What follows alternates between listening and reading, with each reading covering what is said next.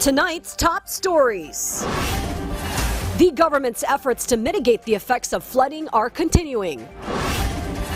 Department of Public Works and Highways or DPWH Secretary Vince Dizon inspects the Remedios pumping station in Manila to make sure it is up and running. The Department of Energy or DOE is seriously considering implementing the Waste to Energy initiative to help solve the country's garbage problem that is seen by many as the main cause of flooding. The impeachment court will take the necessary steps to ensure that it can make up for lost time due to cancellation of trial days due to bad weather. All these and more on PTV News Tonight.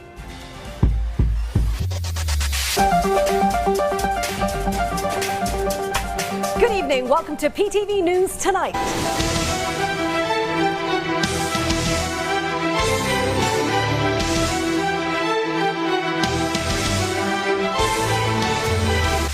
Notwithstanding the quasi-biblical deluge visited on the megacity and elsewhere last Monday, the president sees marked improvements in the flood control measures his government has put in place thus far, with lower floodwater levels and faster recession times in notorious flood hotspots. Still, the president mulls other tried and tested fixes to include an organic workaround conceived by the Dutch, which our Kenneth Paciente hashes over in this story.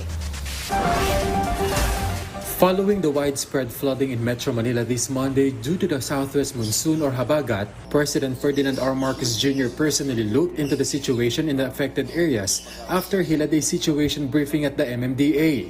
According to him, 201.7 millimeters of rain fell within 5 hours on Monday, or 44% of the rainfall brought by Typhoon Ondoy within 24 hours. He said this is equivalent to nearly 50,000 Olympic-sized swimming pools, which is why flooding could not be avoided. But the president insisted that there has been an improvement in the receding flood waters.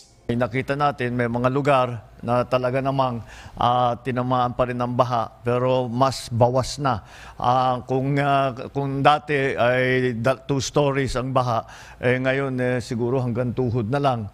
Yung iba hindi na nabaha. At ang isa pang bagay dyan ay mas mabilis na ang paglabas ng tubig. At kung dati mag-aantay ang tao ng 2-3 araw bago mawala yung baha, ngayon wala pang 1 araw wala na. He said this is the result of the government's measures to address flooding such as dredging, expanding and repairing drainage systems, and ensuring that all pumping stations are operational. We have 73 pumping stations that are all of them are functioning now. Marami doon ay hindi pa nakapag-function, minsan hindi pa gumana yon. Yung mga iba dyan, ngayon napapaandar na natin lahat. At patuloy pa rin ang ating dredging, patuloy pa rin ang ating pagbomba. Ang pumping station, meron pa tayo yung mobile na pumping equipment. We have 11 of those, I believe, that we are also using. The government is also in discussions with engineering company Haskoning from the Netherlands to develop nature-based solution projects that will address flooding. These include catch basins that can harness rainwater for other uses instead of letting it go to waste. Maghuhukay tayo sa ilalim ng mga existing na facilities. Halimbawa, yung mga football field, yung mga open fields, yung mga kahit na may building, pwede namang hukayin yun. And they have already identified 30 sites, some of which are in Raja Sulaiman, Rizal Memorial, Camp Aguinaldo. Para sa ilalim lahat ito. Hindi huhukayin ito tapos i-restore naman kung ano yung nandun dati. Sa Camp Aguinaldo, sa UST. At ang natapos na, kaya't meron na tayong 30 na sites na pwede nating gamitin para dito sa mga cistern. The president said the detailed engineering of the project is expected to be completed before the end of the month. He said this will be prioritized so its impact can be seen as soon as possible. We are already at present time conferring and speaking to the areas, kung sino man ang namamahala doon sa mga area na yon, na pumayag sila para hukayin nga yung kanilang lugar. Malacanang also said the Estero Rangers and River Warriors led by the DNR continue to clean and monitor rivers and esteros. Meanwhile, the DPWH continues to conduct inspections in affected areas to identify and implement solutions. The DILG reminded provincial disaster risk reduction and management offices to continue coordinating with their national counterparts for proper reporting. The Health Department is also on alert. Nananatiling operational at sapat ang supply ng mga pasilidad ng DOH habang nakataas ang Code White Alert sa mga apektadong Centers for Health Development. At patuloy naman ang pakikipag-ugnayan sa National Disaster Risk Reduction and Management Council.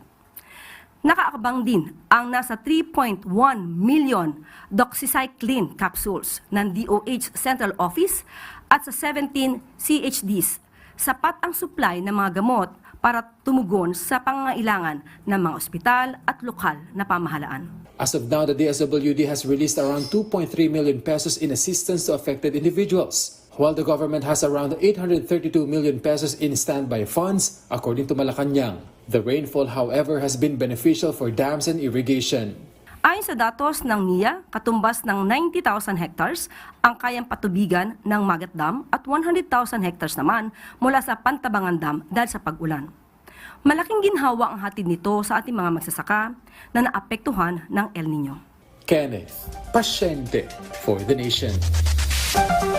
Pumping stations that function properly are key in keeping flood waters in hot spots manageable and in effective control, like this remedial pumping station in the city of Manila that has efficiently siphoned off flood waters in the area. As such, Secretary Dizon wants more of them set up in other flood hotspots, even as he mulls a man-made impoundment or catch basin that would hugely alleviate flooding woes in the area. Our J.M. Thompson has more. A pumping station is just one of the ways to speed up subsidence of floods, especially in flood-prone areas. So if the pumping station is not working, according to Secretary Vince Dizon, there is a high chance that the subsidence of flood water will slow down. In his inspection at the Remedios pumping station in the city of Manila, he assured that the pumps are operational now, that the rain has not stopped.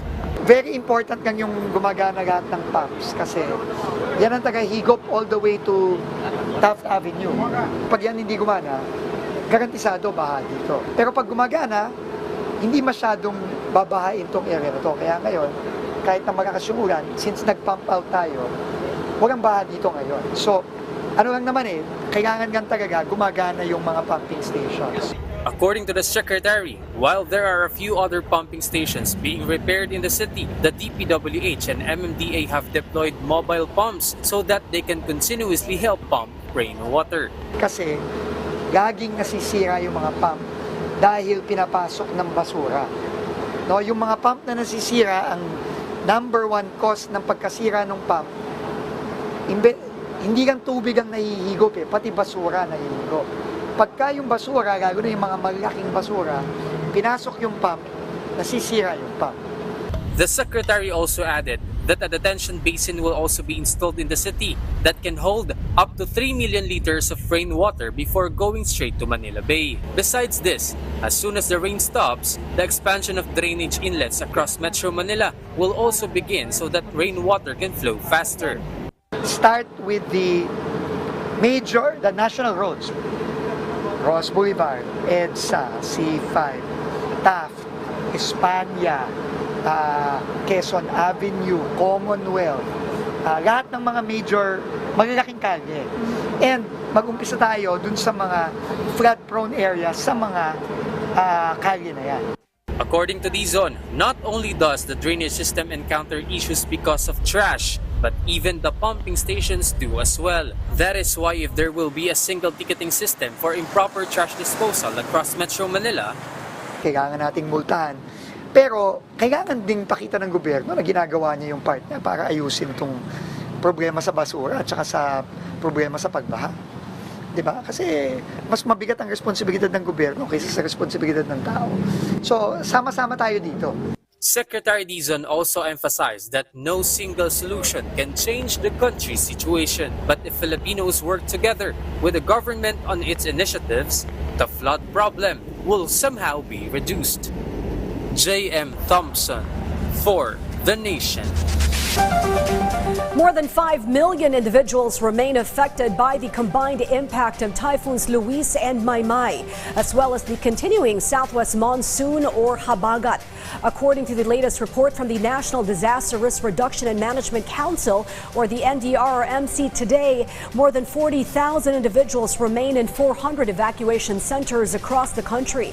Meanwhile, the government has provided a total of 797 million pesos worth of assistance.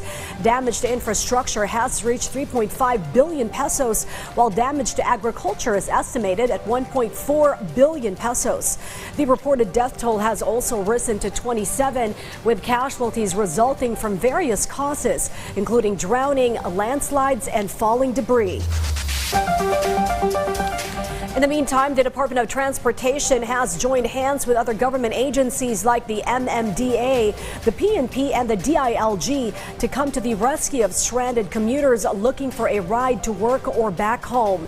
Through its own Libreng Sakay program, the DOTR employed 46 vehicles from its land transportation assets to 14 key sites in the megacity, with the greatest concentration of commuters using public transportation. Transportation chief said he would have been remiss in his duty to serve the public if he did not join the Libreng Sakay program, which the MMDA kicked off last night. Matter cannot be created nor destroyed, but can be recreated in another form or state of presence. Hence, solid waste can be properly disposed by incinerating it, and its resulting gas or steam creates energy or electricity to light up homes or run huge machines. The simple concept behind the DOE's Waste to Energies program, which our Gab Humilde narrates in this report. One of the major problems in Metro Manila is the massive amount of trash that ends up in waterways, especially during the rainy season. What the government is currently considering to address the trash problem is to turn it into a source of energy. Around 400 megawatts of capacity will be offered for the National Capital Region and other highly urbanized cities. Through this, collected trash will be converted into electricity, reducing the volume of waste disposed of in landfills. According to Energy Secretary Sharon Garin, around 500 proponents from different cities have submitted their applications to participate in the program. Pwede siyang base load. Hindi siya parang solar na pag may araw lang, pero it can constantly supply energy 24 hours a day. Waste to energy also has many advantages compared to other energy sources. In Metro Manila, it is estimated that 9,000 metric tons of trash are generated every day, which can generate around 200 megawatts of electricity through waste to energy. The Climate Change Commission, DNR, will constantly be on monitoring the facilities. At the same time, ang bago pa nila ipatayo, DOST will come in to make sure that the facility is compliant, and DOE in the terms of reference or in the contract will specify also ano lang yung allowable or hindi yung maximum na allowable for their emissions or any requirements that we have. Each facility must comply with environmental laws and standards as well as permitting requirements. The DOE targets to conduct an auction in October for developers who want to join the Waste to Energy program. The auction winners are expected to complete the construction of their facilities before the end of 2028 and are expected to start delivering electricity in the last quarter of 2029. Gab Humilde Villegas for The Nation. Some families in Barangay Tatalon, Quezon City have chosen to remain at an evacuation center after flooding hit the area due to continuous rains brought about by the southwest monsoon or habagat. In the meantime, the local government continues its rescue and relief operations, including the distribution of medicine to help prevent leptospirosis. Sheila Natividad has this report. The marks of higher than average human height flooding experienced by residents are still visible on these walls in Barangay Tatalon, Quezon City. Since this Monday, the rain has been non-stop due to the southwest monsoon or habagat. This is also being intensified by Tropical Depression Neneng being monitored by Pag-asa. The residents of the barangay came home only briefly when the flood subsided, but they returned to the evacuation center starting last night. Marge, whose husband is on a stay-in-work setup and far from her and 3 children, chose to prioritize their safety. At the same time po, pumasok na po sa loob po ng bahay namin po yung tubig, ma'am. Kaya hirap din po kami mag-evacuate kasi may mga anak po ako dito.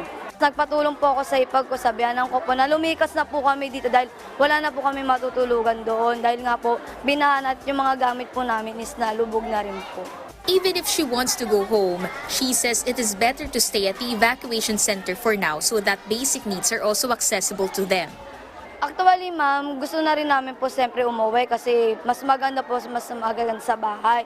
Yun nga lang po, hindi lang kami makauwi. Gawa lang po na hindi pa po namin nalilinis yung bahay namin. At yung ulam, ma'am, pabalik-balik po. Katulad po kagabi, bumaha na naman po. Meanwhile, Tatay Jose, who has been suffering from ailments in both legs, headed to the evacuation center last night. Hindi nga ako lumalabas ng bahay. Ang ginawa ko para pinasal ako yung bata. Kung di ako bababa, hindi ako kakain. There are 4 evacuation centers operating in Barangay Tatalon. Nearly 500 families are affected by flooding, which is why rescue operations by the government have been ongoing since Monday. No casualties were recorded in the area from the onset of the southwest monsoon.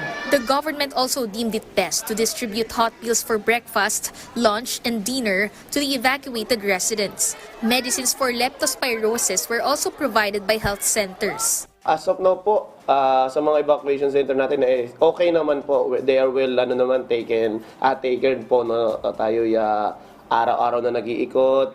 Tayo po araw-araw na nagpapakain sa kanila. Tuloy-tuloy po with the coordination po ng ating city government. No? Kay Mayor Joy Belmonte, hindi naman po pinababayaan yung ating mga evacuees. Yung pondo naman ng barangay, ginamit natin para po makakain ng maayos po yung mga evacuees namin dito sa Barangay Tatalon. Although there was gutter-deep flooding earlier this morning, it subsided once the heavy downpours stopped. No river overflows have been recorded so far. The Department of Social Welfare and Development continues its efforts to distribute aid. Around 41 million pesos was funded by the DSWD National Capital Region for humanitarian assistance due to the continuing effects of the southwest monsoon. No damaged houses were recorded despite the continuous rains. The Quezon City Department of Sanitation and Cleanup Works also cleaned the main roads in the city. Sheila Natividad for The Nation.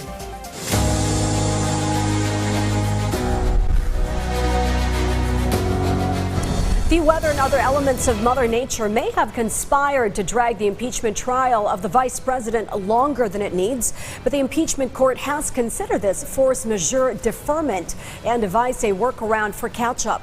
Our Bernard Ferrer has more.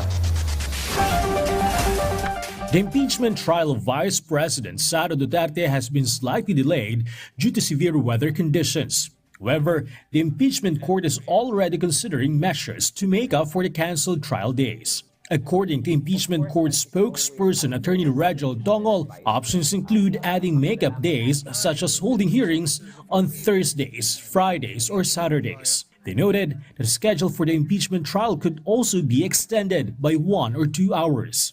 Yung impeachment court naman, sanay naman ng mga, lalo pa kami mga abogado, no? Sanay kami na nauurong talaga yung mga dates na yan. So yung number of days na allotted for the prosecution will just be extended and will eat up some of the days that the nakalaan naman doon sa depensa at uurong lang naman yung number of days ng depensa. So ganun lang yung mangyayari dyan. Magkakaroon lang ng konting adjustment. Reducing the number of prosecution witnesses is being considered to expedite the proceedings. To date, 3 trial days have already been lost due to weather-related cancellations. The presentation of witnesses is also taking longer than anticipated, with questioning for some witnesses spanning up to 3 days instead of the intended 1 day per witness. Meanwhile, conducting an all impeachment trial has been ruled out due to legal and logistical challenges. The possibility of lowering the required vote threshold for conviction or acquittal has not been discussed. Tongol also refuted rumors alleging that impeachment court presiding officer Francis G. Escudero is lobbying Senators Lauren Legarda, Jigoy Estrada, Camille Villar, and Mark Villar regarding their votes on the Vice President's conviction. That is completely untrue po na wala pong ganong mga moves on his part. He is busy and his time is taken up by reading and studying the case, both the witness testimony, the number of documents, at saka yung mga resolutions na kailangan niyang ilabas. Bernard Ferrer for The Nation.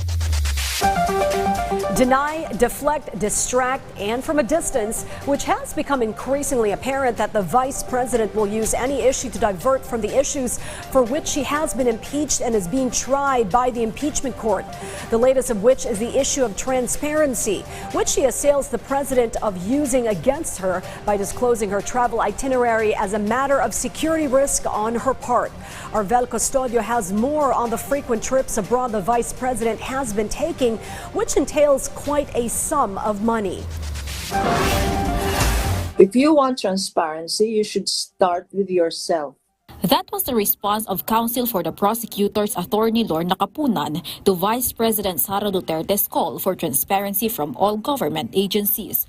This followed reports of the Vice President's planned trip to Japan, which was later cancelled by the Office of the President. According to Kapunan, the Vice President attempting again to divert public attention from the revelations in her ongoing impeachment trial. She added that if transparency is the issue, Vice President Duterte should first explain how she is using the substantial funds allocated to the Office of the Vice President or OVP.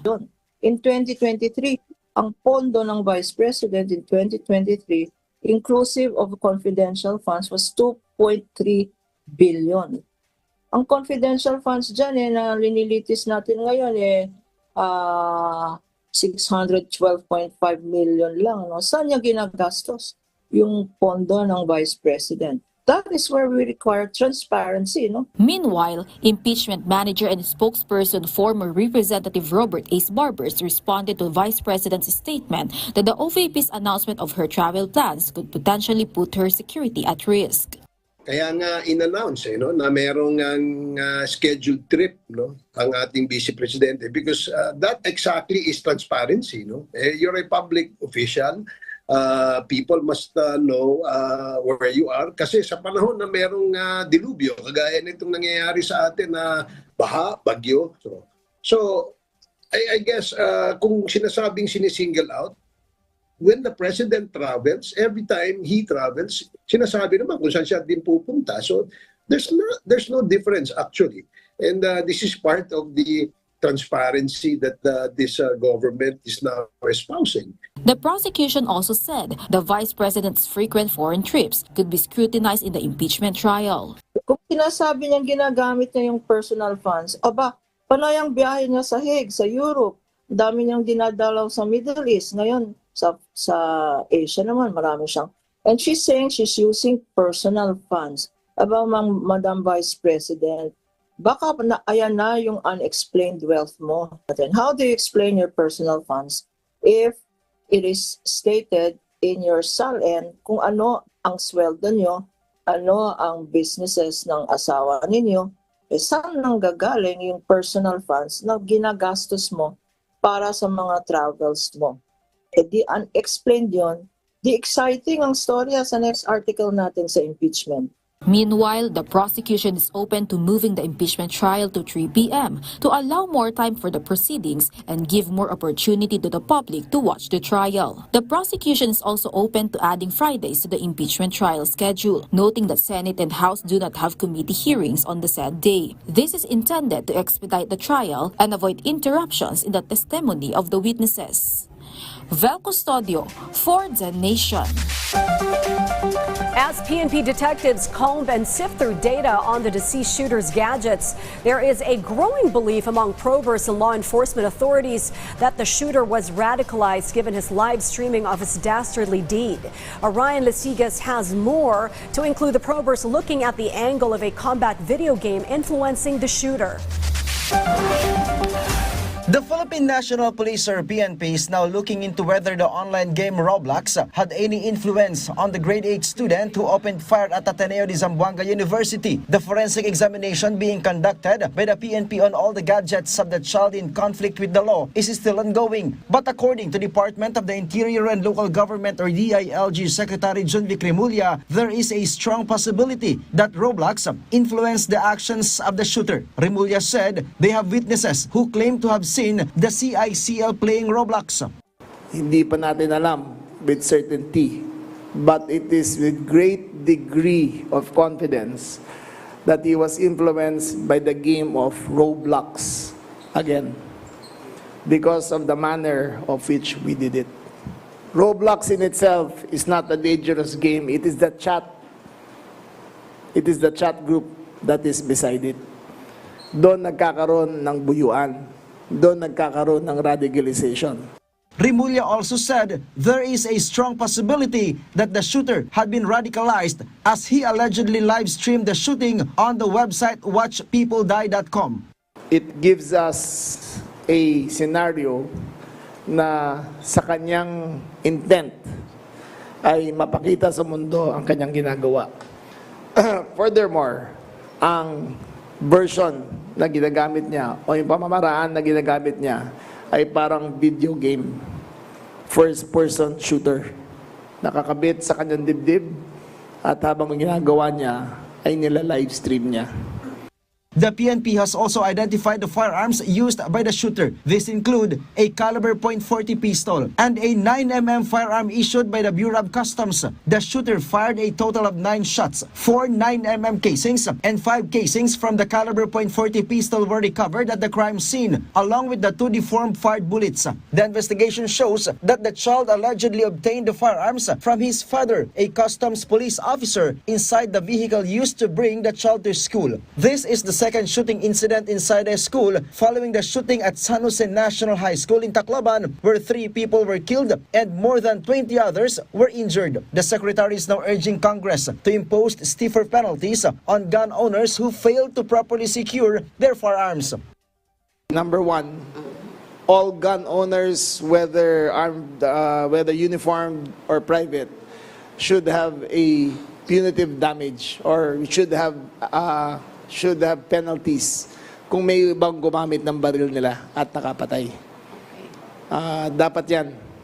It is not as simple as a car na nakabangga. Ito ay buhay na nakasalalay. So, dapat may accessory penalties yan kung may ibang gumamit ng baril nila. Dapat, number 2, we are looking at only one incident, but 98% of the incidents are loose firearms. The official also appealed to Congress to help regulate violent online games that may influence children. Ryan Lesigas for The Nation. The Presidential Communications Office has called on media organizations to exercise the highest level of caution in reporting incidents involving minors.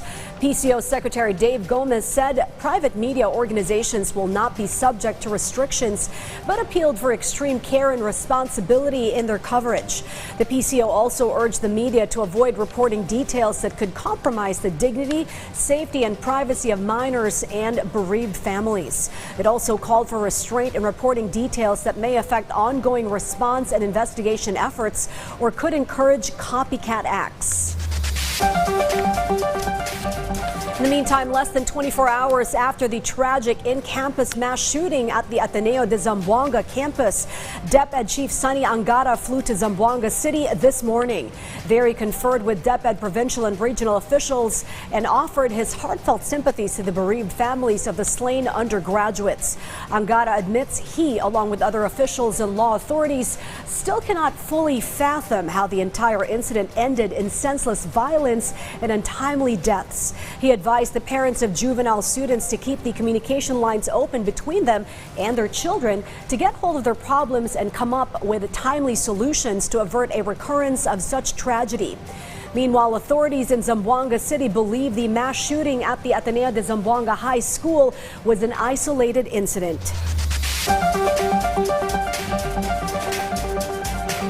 And in other news, Public Works and Highways Chief Vince Dizon is a man on a mission. He is hell-bent to finish a master flood control plan conceived earlier, which, if properly executed, will bring substantially reduced flooding in the mega city. A huge part of the plan is the widening of drainage system intakes, many of which have been in existence since post-World War II. The full report from our Clazel Pardilia. The administration of President Ferdinand R. Marcos Jr. targets the completion of the Philippines' flood control master plan by the end of the year. The master plan is aimed at reducing widespread flooding through long-term solutions based on studies of waterways and changing weather patterns. Kailangan talaga ng master plan. Pero hindi tayo pwedeng maghintay eh. Kailangan may gagawin na tayo eh. And ang importante lang naman, yung gagawin natin nakabase sa siyensya at ikagawa, coordinated sa mga local governments natin. According to the Department of Public Works and Highways or DPWH, drainage systems also need to be widened as existing systems can no longer handle and quickly discharge water from heavy rainfall, resulting in overflowing drainage systems and flooded roads. Marami dyan. Post-war pa yan, post-World War II pa yan. Hindi pa napapalitan yung mga drainages natin along major roads, right? Especially in Manila. No? So, kailangan talaga, including Espanya. So, kailangan talaga magpalit na tayo. And to me, that's a top priority.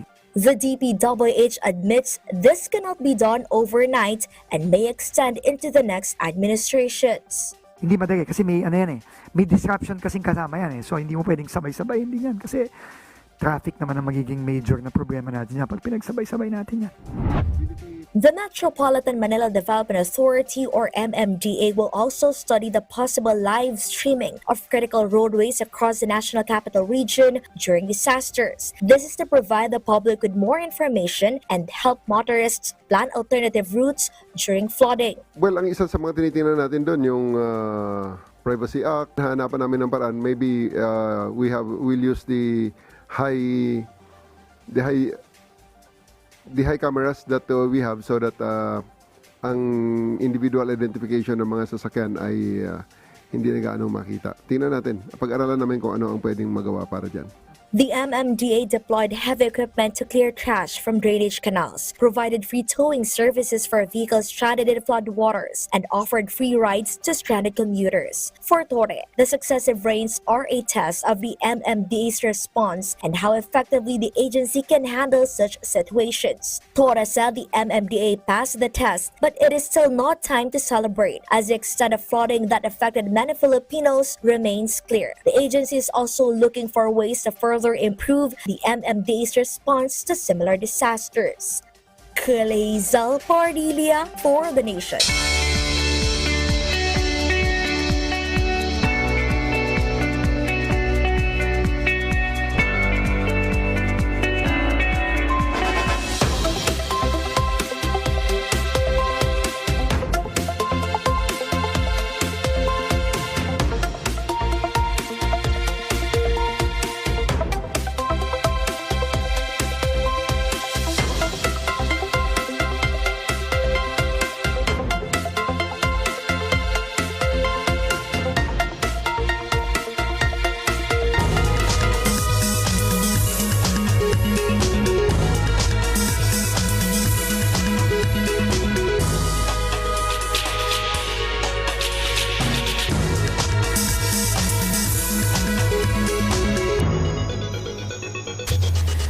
May not buy you a loaf of bread or a bag of rice in your mom and pop store, but if you wish to buy a car, a home, or even fly the friendly skies to some distant land, a credit card will expedite such major and life-changing purchases unless you pay up in cash. Surprisingly enough, the attitude of Filipinos towards credit is beginning to warm up, as indicated by the latest CPI score from a major international credit rater. In a report it released earlier today, TransUnion cited the Credit Perception Index, or CPI, of Filipinos improving 2 percentage points from its score of 73 last year to 75 out of 100 for this year, the highest score attained by the country since the CPI test began in 2023. The latest test study score indicates an improving attitude among Filipinos on the value of having credit as a tool towards financial independence or security. A new credit registry for micro, small, and medium enterprises, or MSMEs, is being developed to help small businesses access financing from more lenders. The Department of Trade and Industry and Private Credit Bureau Advance, or CBP, signed a memorandum of agreement to establish the registry through DTI Negosyo Centers. The first phase will involve a secure digital platform that will collect business information and combine it with Credit Information Corporation and alternative data to generate predictive credit scores. The program aims to make MSMEs more visible and credit accessible to lenders, helping address the information gap that prevents many small businesses from accessing affordable financing. MSMEs account for 99.6% of businesses in the Philippines and employ more than 60% of workers, but contribute only around 40% of the country's annual economic output. And in other news, the Philippines and Germany are exploring potential investment opportunities in the Luzon Economic Corridor, electronics and semiconductors, and the energy sector. These were identified as priority areas during the 3rd Joint Economic Commission meeting between Manila and Berlin, with game development and climate financing also considered for deeper cooperation. The Department of Trade and Industry, or DTI, said these sectors are supported by existing policy frameworks and present market opportunities for both countries. Launched in 2024, the Luzon Economic Corridor connects Subic Bay, Clark, Manila, and Batangas, which account for about half of the country's gross domestic product. One of the key projects under the corridor is a proposed artificial intelligence industrial hub in the new Clark City, Tarlac, which aims to attract investments in advanced manufacturing, including electronics and semiconductors. For more stories that matter, stay tuned to PTV News Tonight. Don't go anywhere.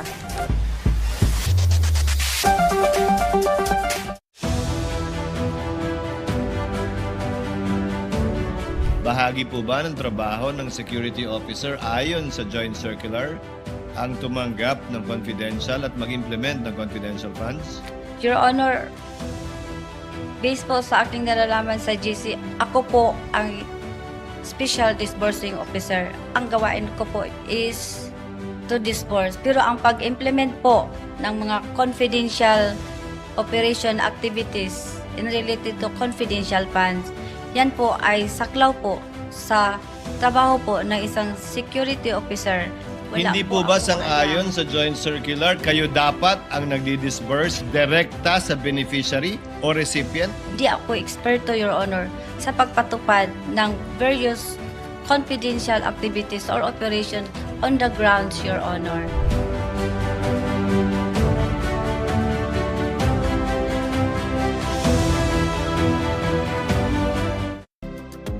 Disaster Watch.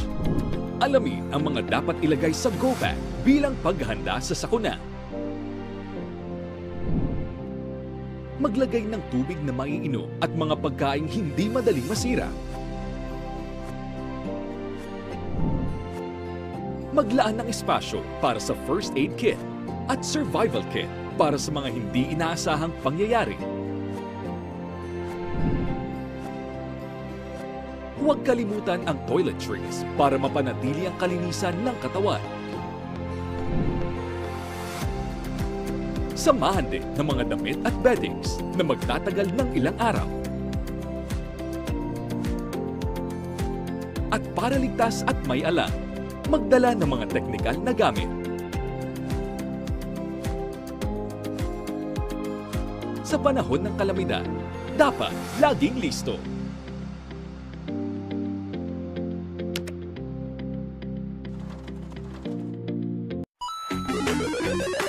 Is it a yes or a no? Are you anti or pro? Pagdating sa mga isyung panlipunan, stay woke or go broke?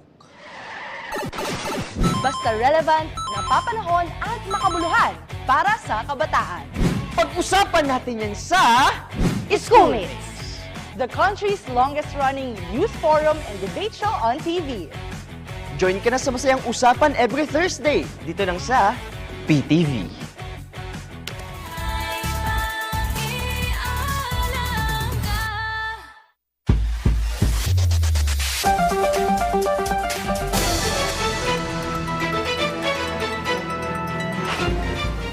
The Office of the Ombudsman seeks intervention by participation in crafting the national budget from whence it begins, as the NEP all the way to the bicameral conference committee sessions, which precede the President's inking of the General Appropriations Bill into law. Apparently, the Office of the Ombudsman sees itself as an effective check on designs to manipulate the items and numbers in the budget to suit personal ends, as our Rod Lagusad reports.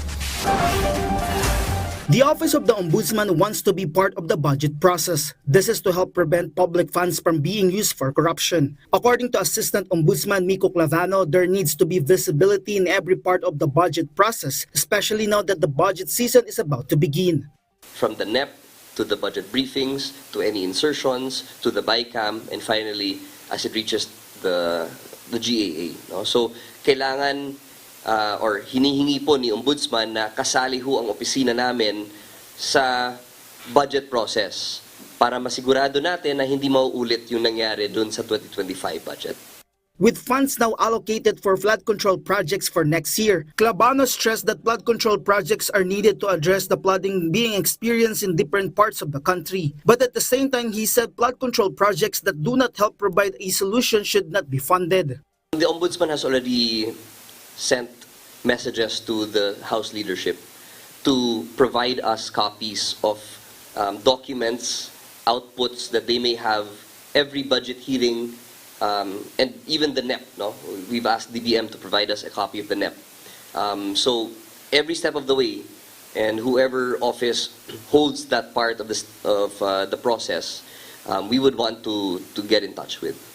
Clavano also emphasized that unprogrammed funds may be considered a vulnerable part of the budget. In this regard, they will wait to see what kind of safety mechanism Congress will put in place for this budget, especially since this falls within the mandate of the legislature. For its part, the Office of the Ombudsman will carefully study whatever action Congress may take. Meanwhile, the anti-graft body continues to focus on the issues surrounding the 2025 budget. According to Clavano, the Office of the Ombudsman's investigation involving former DBM Secretary Amina Pangandaman is already at the fact-finding stage. The agency is also looking into former DPWH Secretary Rogelio Singzon's statement regarding the Convergence and Special Supports Program, under which infrastructure projects allegedly did not have the required supporting technical studies. The Office of the Ombudsman is also interested in the alleged list of proponents of the Leadership Fund in the Senate and similar funds in the House, as identified by former DPWH Secretary Manuel Bonoan in his judicial affidavit submitted to the Sandigan Bayan 3rd Division.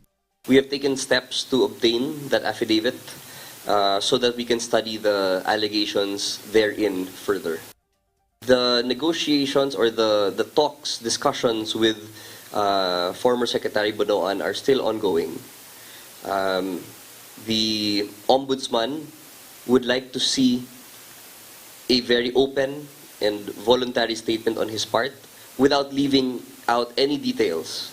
This is related to the anti-graft body's effort to have Bonoan become a state witness. Rod Lagusad for the Nation.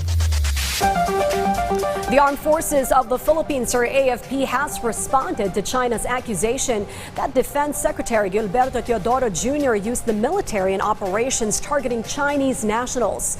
The AFP said supporting law enforcement operations is part of its mandate, and that its recent operations at steel plants were not directed against any particular nationality.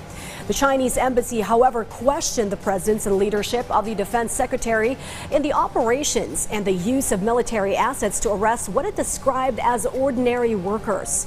The AFP urged the public to be cautious of false narratives, while Defense Secretary Teodoro earlier described China's arrest of around 100 Filipinos facing immigration actions as a form of blackmail and extortion. And there is no let-up in the rehabilitation of major roadways and surface streets in the megacity, despite a 3-week-long onslaught of intermittent and torrential rains by the southwest monsoon. Excess water left by floodwaters on road surfaces creates holes that turn into potholes and puddles that slow down automobiles and lead to snarled and snagged traffic. Much like the notorious Maisan Road in Valenzuela that practically turned into a lunar surface, but has finally gotten its long overdue intervention from the DPWH.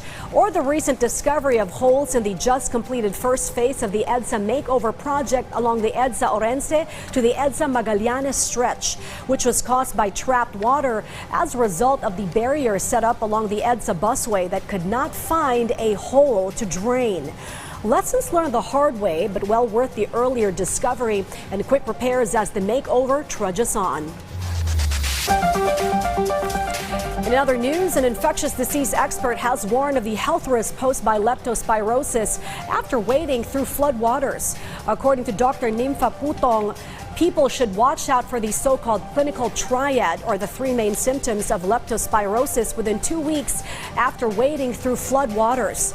These symptoms include fever, red eyes, and leg pain or muscle cramps, which are often mistaken for the flu.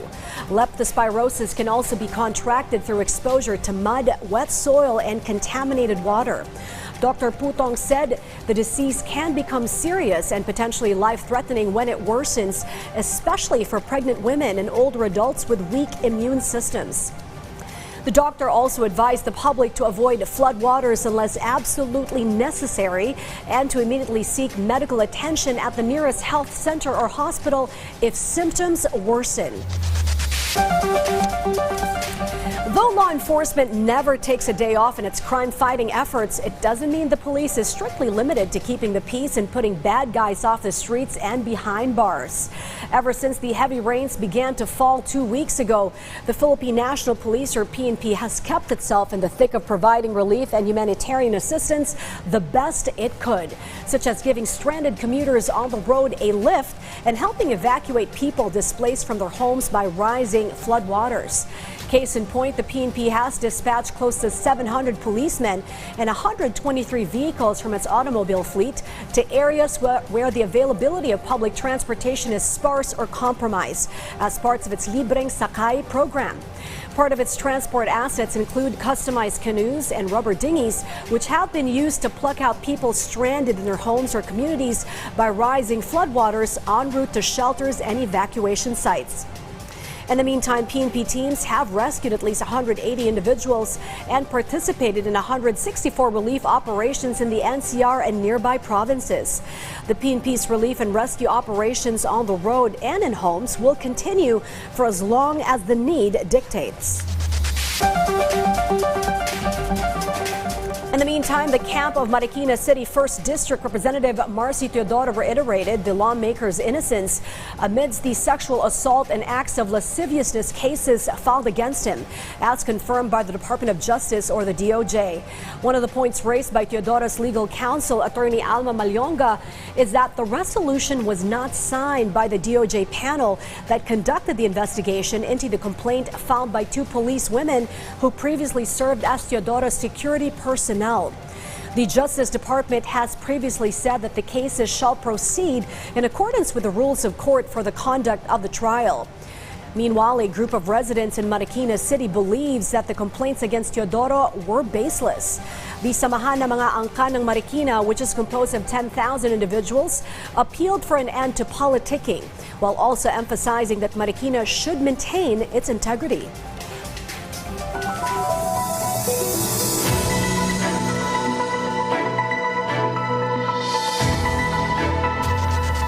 Naga City Mayor Leni Robredo announced during her State of the City address that the city is now shifting its focus from short-term aid to long-term social investments in education, healthcare, livelihood, housing and infrastructure, and other basic services.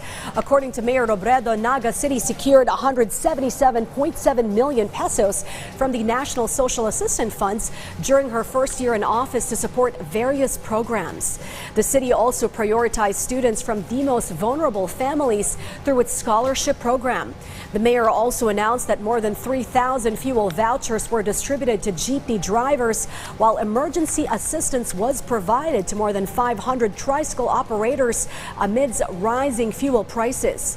Apart from these programs, Naga City also adopted a zero-tolerance policy against corruption, strengthening the city's internal audit and project monitoring systems.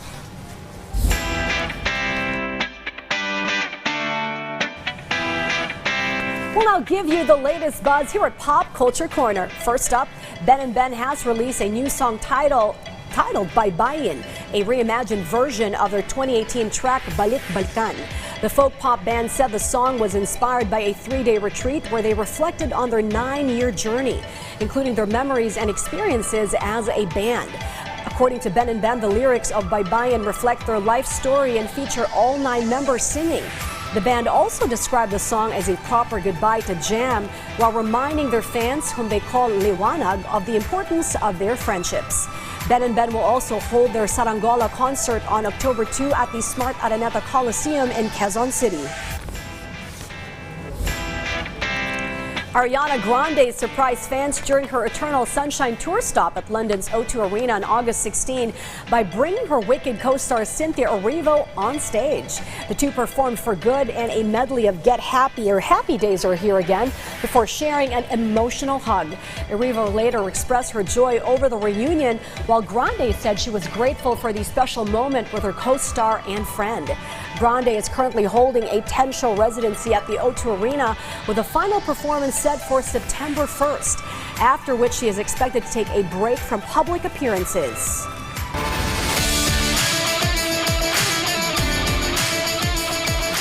The Philippines continue to make its mark on the World Street Dance stage after Legit Status Varsity were crowned champions in the under-18 category of the United Dance Organization's Worlds 2026 at the Winter Gardens in the United Kingdom. Legit Status Varsity from Quezon City claimed the U18 title at the UDA World Street Dance Championships 2026. The Filipino crew impressed with their high energy, sharp technique, and synchronization as they face top street dance groups from different countries. The victory adds to the growing list of international achievements by Filipino dancers in recent dance competitions. It also highlights the rising strength of Philippine dance crews that continue to represent and carry the country's flag on the international stage. Isabela is set to strengthen grassroots sports development in the province through its Larot Saya program. The Philippine Sports Commission and tourism officials discussed the possible implementation of the program in Isabela. The plan also includes integrating sports activities into the annual Bambanti Festival, which scheduled for the 4th week of January 2027. Isabela received recent recognition at the ATOP DOT Pearl Awards, including Best Tourism Month and runner-up citations for the Bambanti Festival and other sustainable and community-based tourism initiatives. The Larot Saya program aims to expand youth participation in sports and becomes part of a broader grassroots sports development program in the province.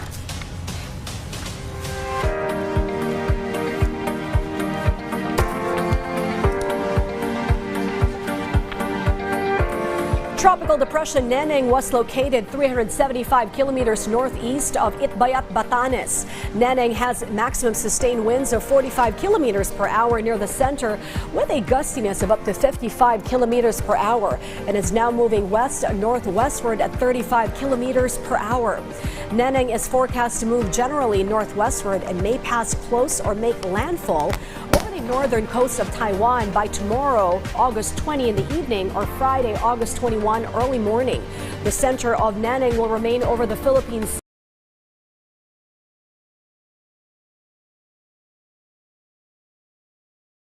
weakening into a remnant low over or near Taiwan on Friday morning. However, earlier weakening into a remnant low is not ruled out. Meanwhile, Tropical Depression was located 905 kilometers extreme northern Luzon with a maximum sustained wind speed of 45 kilometers per hour and a gustiness of up to 55 kilometers per hour. And this is now moving northwestward at 10 kilometers per hour. With this, monsoon rains are expected over Zambales, Bataan, and Occidental Mindoro, with possible flash floods and landslides due to heavy to intense rains. Metro Manila, Ilocos Sur, La Union, Pangasinan, Abra, Benguet, Tarlac, Pampanga, Bulacan, Nueva Ecija, Laguna, Rizal, Cavite, Batangas, and Oriental Mindoro may experience occasional rains. The public is reminded to remain alert and exercise caution against possible flash floods and landslides, especially in areas experiencing heavy rains and sudden bursts of rainfall. And before we end our newscast tonight, please do take the time to like, subscribe, or share PTV's social media pages flashing on your screen right now. It would go a long way and we would truly appreciate it. And so goes PTV News Tonight's roundup of tomorrow's headline stories. I'm Sharms Espina. Join us again tomorrow on PTV News Tonight.